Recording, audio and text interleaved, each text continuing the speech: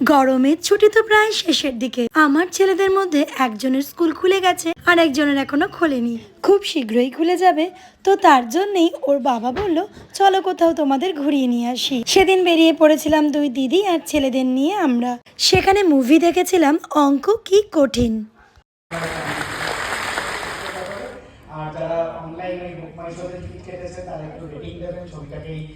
ছোট বাচ্চাদের নিয়ে একটা খুব শিক্ষামূলক মুভি যেটা আমরা দেখে এসেছি। যারা এখনো দেখোনি, নন্দনে এখনো চলছে, তারা দেখে আসতে পারো।